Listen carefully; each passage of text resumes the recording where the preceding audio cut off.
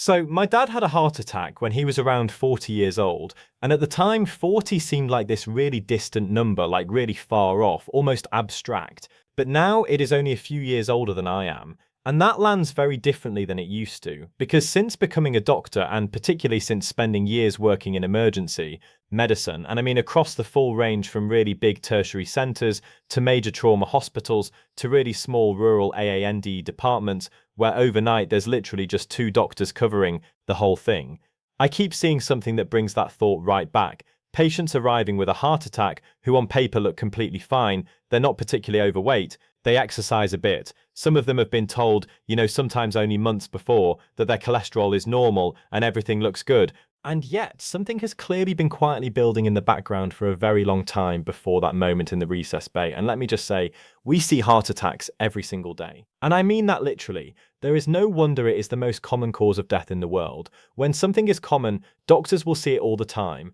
And when you see it day in, day out across different hospitals, different populations, different parts of the country, you start to notice some patterns. You start to ask some questions. And the really uncomfortable truth about all of this, and this is what this video is really about, is that the standard health checks that most people rely on and that most doctors routinely offer often miss the early warning signs completely. Not because the doctors are bad, but because the standard tests that we do just weren't designed to catch this stuff early enough. So today what I want to talk about is why heart attacks happen in people who seem healthy. And I want to walk you through some of the markers and the tests that can give a much more accurate picture of what's actually going on inside your arteries. Most of which you'll probably have never had done, and most of which your doctor probably hasn't offered you. Before we get into why this happens in people who seem healthy, let's just take a moment to explain what's actually going on during a heart attack. Because a lot of people have a vague idea but don't really know the actual mechanics, and it really helps to know this stuff. So your heart is, well, it is just a muscle. And like any muscle, it needs a constant supply of blood and oxygen to keep it working. That blood is delivered through a network of arteries that wrap around the outside of the heart, and we call these the coronary arteries. Now over time, and we'll get into exactly why in a moment, over time fatty deposits can build up inside the walls of those arteries. This is called plaque. Plaquee, and for a long time that plaque can just sit there stable, causing no symptoms, not blocking enough blood flow to cause any obvious angina or chest pain when you walk. But the thing is, some of that plaque eventually becomes unstable, the outer shell of it becomes thin and fragile, and when that shell ruptures, which can happen suddenly, sometimes triggered by a spike in blood pressure or a surge of adrenaline, physical exertion, something like that, the body treats it like an injury. The clotting system in your body kicks in immediately, trying to seal the rupture, and that clot can grow really rapidly until it blocks the artery completely. And when that happens, the part of the heart muscle that was being supplied by that artery is suddenly cut off from oxygen. It's the same thing that happens in particular strokes as well, and heart muscle cells start to die literally within minutes, and that is a heart attack.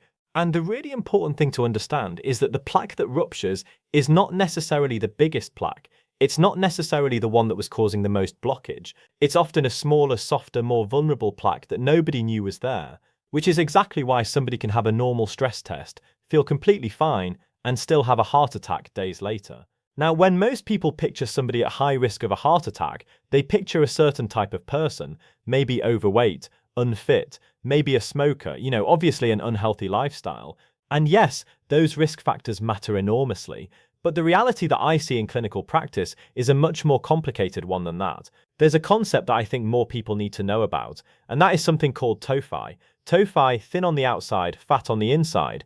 Now, these are people who are a perfectly normal weight, who might even look lean, but who are carrying significant amounts of visceral fat. The fat that sits deep inside your abdomen, packed around your organs. And visceral fat is metabolically completely different to the fat that you can just pinch under the skin. It is hormonally active, it drives inflammation, it drives insulin resistance, and it dramatically increases your cardiovascular risk. And the thing is, you'd never really know this just by looking at them. And the next group are these people who look really fit and healthy on the outside, but whose diet is quietly catastrophic. We all know somebody like this who is fairly lean but has a shocking diet high in ultra-processed food, refined carbohydrates, added sugar, whose metabolic health is deteriorating under the surface, but they're not quite showing it yet. Or you've got the marathon runner the person who does incredible amounts of cardiovascular exercise, but who has a family history they've never properly investigated, and a CAC score that would genuinely surprise them. And by that I mean coronary artery calcium score. Now yes, exercise is hugely protective, but it's not a complete shield against underlying disease that has been building for decades. And this is the point of this video. Cardiovascular risk is invisible in a way that most other health problems aren't. You can't see it, you can't feel it until suddenly you can. So the first thing that I really want to get across, and I think this changes everything when you properly understand it, is that a heart attack is almost never sudden. It feels sudden. It looks sudden from the outside, but the biology that leads to it has typically been developing for decades. There's a study that I really want to mention called the PDAY study. PDAY, and it stands for Pathobiological Determinants of Atherosclerosis in Youth. PDAY, and yes, that is a mouthful, but what it actually did was really interesting. Researchers performed detailed autopsies on young people who had died in accidents, people in their teens, their 20s and 30s who had no known heart disease, and what they found was really striking. Fatty streaks, which are the very earliest signs of plaque building up in the arteries, these were present in teenagers. And just think about that for a second. People who would have described themselves as completely healthy, who had no symptoms, no diagnosis, and yet the process had already started.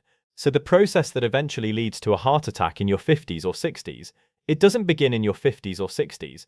It often begins silently decades earlier, and that is really important to understand because it completely reframes how we should be thinking about prevention. So if heart disease develops over decades, and if people having these heart attacks often seem healthy, then what is actually driving it? What are the biological processes running quietly in the background? Well, let's take you through 4 of the big ones. The first one is atherosclerosis. This is essentially the process of plaque building up in the walls of your arteries.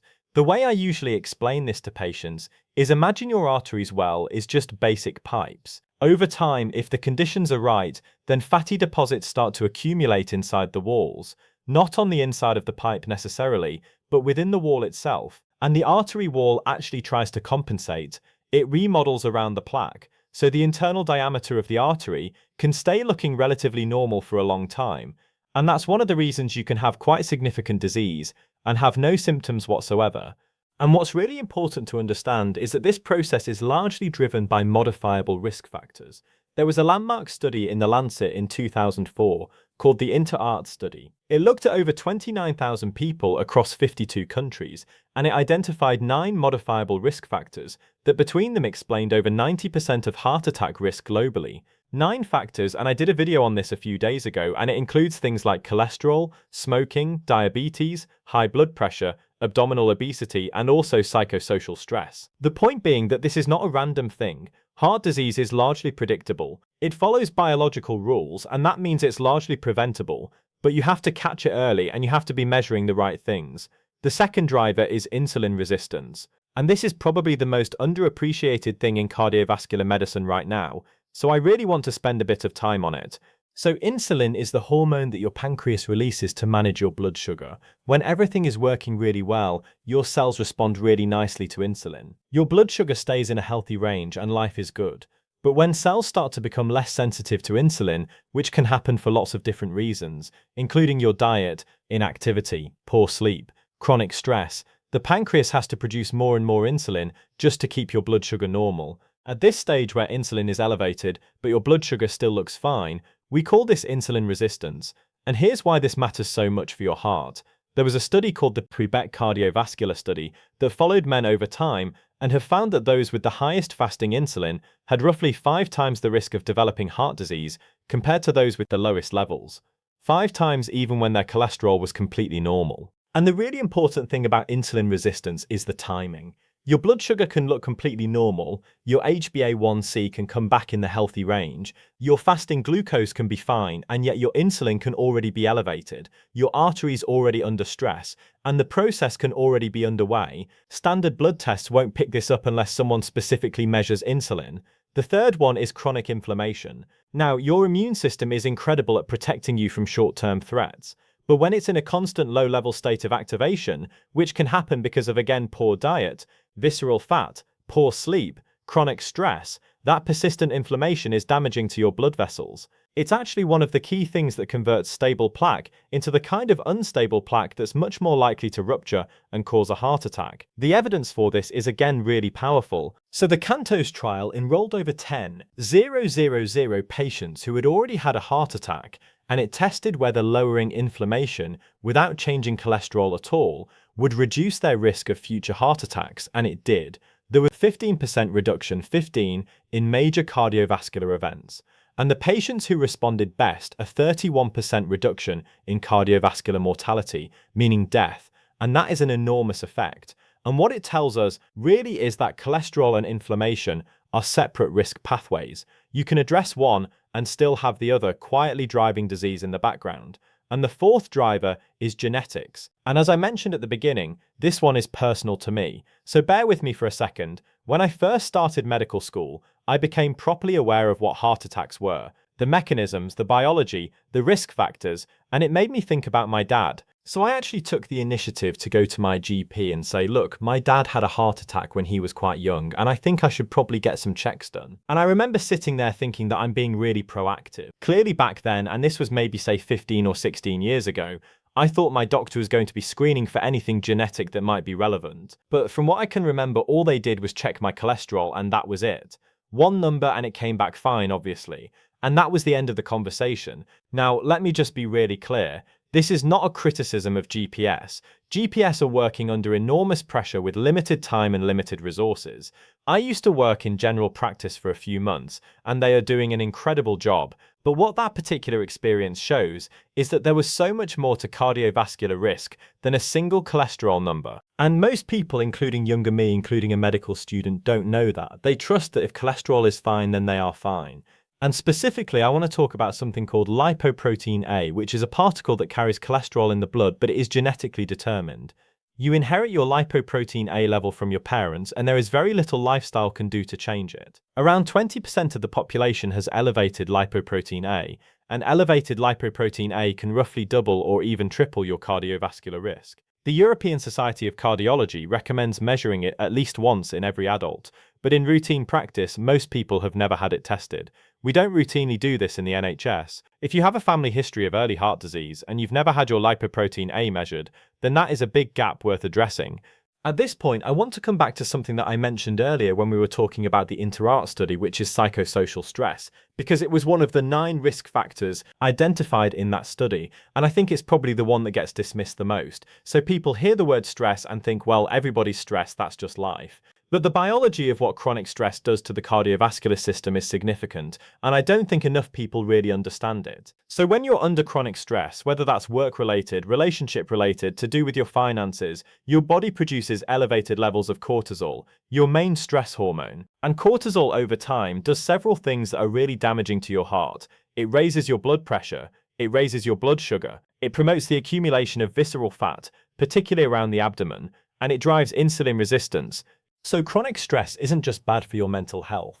It is actively accelerating the biological processes that lead to heart disease. There's also a direct effect on the heart itself. Chronic stress increases the tendency of blood to clot, and it promotes inflammation in the artery walls. And then we've got the behavioral effects on top of that. So people who are chronically stressed tend to sleep worse, they tend to exercise less, tend to eat more ultra-processed food and drink more alcohol. So you've got a direct biological pathway, and then a whole set of indirect pathways layered on top of that. Now, the evidence linking work-related stress and social isolation and depression and anxiety to cardiovascular outcomes is enormous. This is real biology with real consequences, and the reason I think it matters to include it in this video is that for a lot of people watching, their cholesterol is fine, their blood pressure is borderline or normal, and yet they're under relentless chronic stress that is quietly and steadily damaging their cardiovascular system in ways that won't show up on a standard blood test. At this point, it's probably worth talking about diet for a bit, but not in the way that diet usually gets talked about in these kinds of videos, which is often just, eat less saturated fat and watch your cholesterol, because the evidence has moved on significantly from that point. And I think there's a much more important and much more nuanced story to tell. So the thing that I think has the biggest impact on cardiovascular health from a dietary perspective, and this is increasingly backed by solid research, is ultra-processed food. Ultra-processed foods are products that have been industrially manufactured, often with large amounts of added sugar, refined carbohydrates, artificial flavorings, emulsifiers, preservatives. They've had billions of dollars spent on them to be as easy to eat as possible to get you to eat more and then buy more. Ultimately, it's all about sales. And there are loads of studies out there linking high consumption of ultra-processed food to cardiovascular risk. A large prospective study published in the BMJ followed over 100,000 people and found that a 10% increase in ultra-processed food consumption was associated with a significant increase in cardiovascular disease risk. And the mechanism here isn't just about fat or even just about calories. Ultra-processed foods drive insulin resistance, they promote chronic inflammation, they displace the whole foods like veg and legumes and fruits and nuts and seeds and olive oil that actively protect the cardiovascular system. They displace them out of your diet. There's also the specific role of added sugar and refined carbs, which spike your blood glucose and insulin repeatedly throughout the day, and over years it contributes directly to insulin resistance and elevated triglycerides and visceral fat accumulation. The PURE study, which is the prospective urban-rural epidemiology study, which followed over 135,000 people across 18 countries, found that high carbohydrate intake was associated with higher cardiovascular mortality, while higher fat intake was actually associated with lower risk. And that completely inverts the dietary advice that most people grew up with. Now, I'm not saying that fat is irrelevant. Far from it. The type and quality of fat matters, but the obsession with dietary fat as the primary driver of heart disease has honestly distracted us from the more important story, which is that the metabolic damage caused by a diet built around refined carbohydrates and added sugar and ultra-processed foods. Okay, let's talk about blood pressure. So blood pressure is probably the most powerful independent risk factor for cardiovascular disease, and yet most people only have a very vague understanding of what it actually means and what it actually does, or indeed what their number actually is. So let me try and explain it properly. So your blood pressure is the force that your blood exerts against the walls of your arteries as your heart pumps around the body. And it's given as two numbers, systolic over diastolic. The systolic number is the pressure when the heart beats and pumps blood out away from the heart. The diastolic number at the bottom is when the heart is resting between beats. Now, a reading of around 120 over 80 is generally considered healthy, but here's what most people don't realize. The damage that high blood pressure causes happens silently over years with absolutely no symptoms. High blood pressure damages the inner lining of your artery walls, and damaged artery walls are exactly where plaque likes to form. So elevated pressure and atherosclerosis feed each other in a way that dramatically accelerates the disease process. The evidence on how serious this is comes from enormous population studies. Your risk of cardiovascular disease doubles with every 20-point increase in systolic pressure above 115. Now that's not starting from what we'd call high blood pressure. That's starting from 115 systolic, which is well below what most people would even be told to worry about. And one of the most important things to understand about blood pressure is the white coat effect. The fact that a single reading at the GP surgery taken when somebody might be anxious or rushed is often not representative of what their pressure is actually doing the rest of the time. Home blood pressure monitoring over several days gives a much more accurate picture. So, if you don't own a blood pressure cuff, then honestly consider getting one. You can get one for about 15-20 quid off Amazon, maybe 30-40 quid from your pharmacy. You know, they are cheap, they're easy to use, and the information they give you is some of the most powerful health information that you can have access to.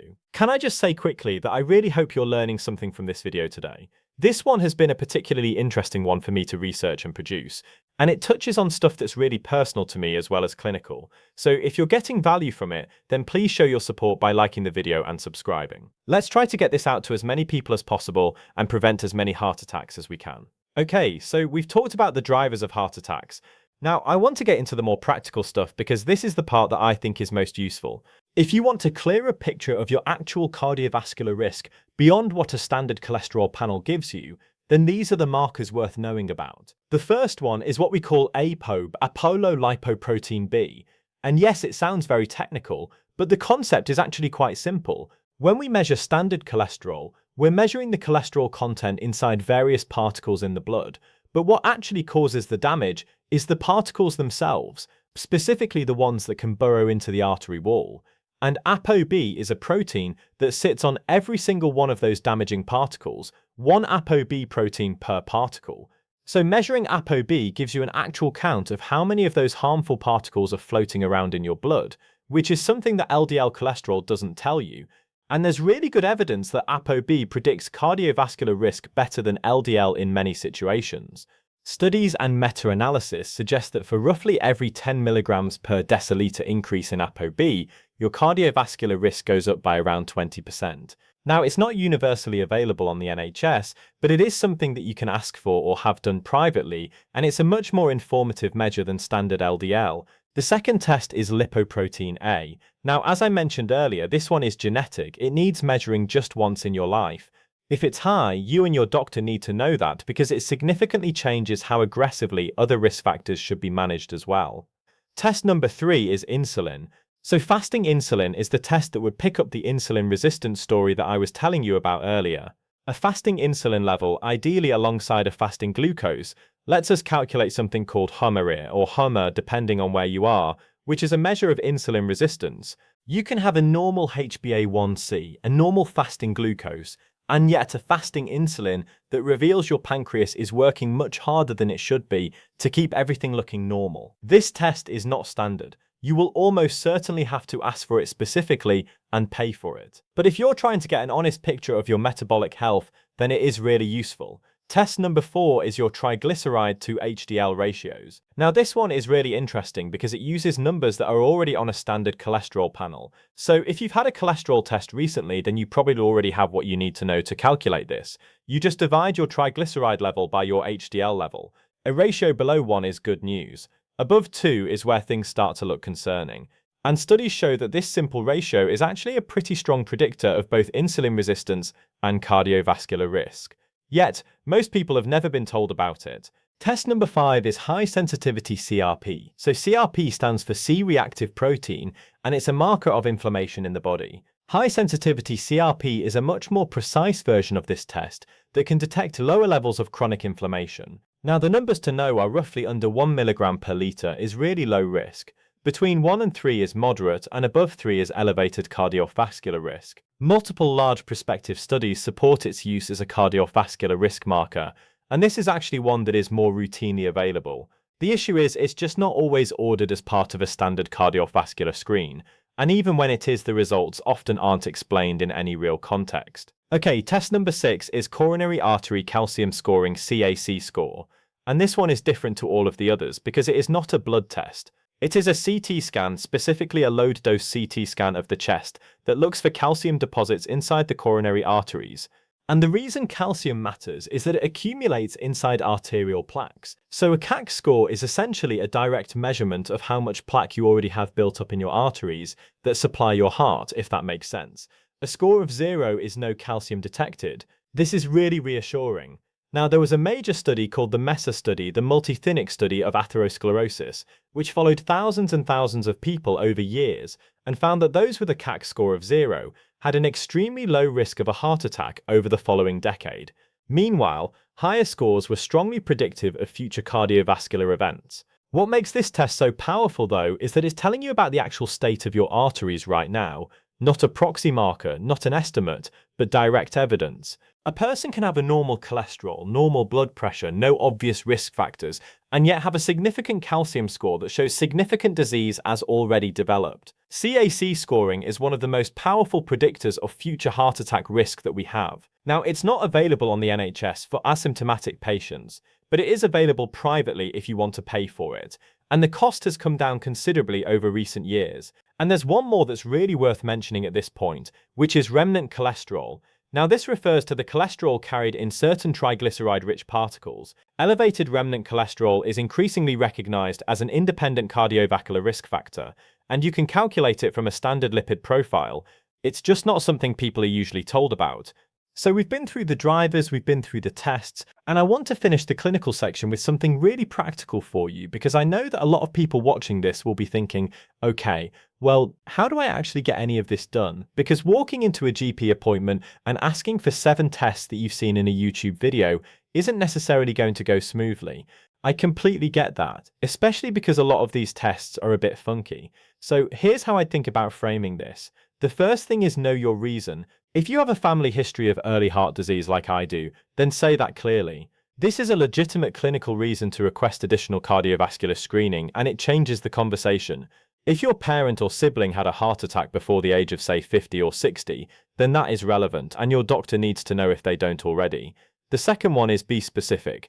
Don't just say you want more tests. Ask specifically about ApoB. Ask specifically about lipoprotein A. Ask whether fasting insulin is something that they can request. Some of these will be available depending on where you are in the world, but on the NHS, a lot of them won't be. And I say this because we've got people watching from all corners of the world on this channel. So basically what I'm trying to say is that you may need to pay for some of these privately. That's okay to ask about too, because they could lead you to reputable clinics or, services they recommend. The third one is to ask about blood pressure monitoring at home. Ask whether home monitoring is something that they'd recommend. Ask for guidance on what the numbers should look like for you. And the fourth one is that if you're told everything is fine based on a standard cholesterol panel, then it is completely reasonable to say, I understand, but I'd like to understand my risk a bit more fully. Could we discuss what other markers might be relevant given my history? This isn't you being difficult. You are being an informed patient, and this is what we want. And the reality is that a doctor who is up to date with all of the evidence will understand exactly why you're asking that. And if a coronary artery calcium score is something that you want to explore and it's not available to you on the NHS or in your health system, then it's worth considering paying privately for this one because it's only a few hundred and it can give you life-changing information. So let's put all of this back together then. This is probably the longest video I've done in a long time. Why do healthy people have heart attacks? Because the word healthy is often based on incomplete information. It's based on how somebody looks, maybe a standard cholesterol level, maybe a blood pressure reading, but none of that tells you about the state of the artery walls. It doesn't tell you about insulin resistance that's been building for years. It doesn't tell you about chronic low-grade inflammation. It doesn't tell you about a genetic lipoprotein A level that's been quietly elevating your risk since birth. It doesn't tell you about the chronic stress that's been driving cortisol and visceral fat accumulation for a decade. It doesn't tell you about your blood pressure that's been quietly sitting at 135 and quietly very minimally damaging your artery walls every single day. Cardiovascular disease is usually not a sudden event. It is the end result of biological processes that have been quietly progressing often for decades before that moment of crisis. And the really sad thing is that many of those processes are detectable, correctable, and sometimes completely reversible if caught early enough. But this healthcare system doesn't really focus on that sort of thing. We are fantastic at treating a heart attack when it happens. We can get you into the cath lab with a stent into your artery to open up that coronary artery around your heart, but we are terrible at preventing that heart attack from happening in the first place. And look, this video isn't supposed to be scary. It's supposed to be useful because the flip side of understanding that heart disease builds slowly over decades is that the window for prevention is enormous. The things that actually move the needle over time are not complicated. Reducing visceral fat, which is the fat around your organs and what contributes to a bigger waistline, is probably the most useful thing that you can do for your metabolic health. Regular exercise, including both cardiovascular exercise and resistance training, is essential. Good quality sleep as well, because sleep deprivation is really damaging to your metabolic and cardiovascular health in ways that are unprecedented. A diet built around whole foods with plenty of vegetables and legumes and good fats, and as little ultra-processed foods as you can realistically manage, is another huge step here. Managing your blood pressure, monitoring at home and knowing your numbers and taking it seriously, even if you're told it's slightly elevated, is another huge thing that you can do. Managing your stress, not just as a well-being issue, but as a genuine cardiovascular intervention. And another one is obviously not smoking. It's so obvious it almost feels redundant to say, except that it still accounts for an enormous proportion of preventable cardiovascular deaths. The goal isn't just to avoid a heart attack in the next 10 years. The goal is to prevent the disease process from ever getting properly established in the first place. And to do that, you need to understand what's actually happening in your body, not just the surface level numbers that you get handed after a 5-minute checkup. Those tests and those sorts of measurements are the bare minimum. And if there's one thing that I want you to take away from this video, it's this. And this is just another repeat of what I've said many times. Don't assume that because you've been told your cholesterol is fine, that your heart is fine. Ask about ApoB, ask about lipoprotein A, ask about fasting insulin. You may have to pay for these, but it will be worth it. If you have risk factors or a family history, then ask about a CAC score, monitor your blood pressure at home, take your stress seriously, and think really hard about what you're eating every day. Not just the obvious things, but the cumulative effect of a diet that might be driving insulin resistance and inflammation that no blood test is currently measuring. Everything I've mentioned in this video today is supported by robust evidence, and I'll put some links in the description below if you want to read a bit more about these sorts of things. If you've stayed until the end, then thank you so much. Please consider liking the video if it's been valuable to you, and I'll see you in the next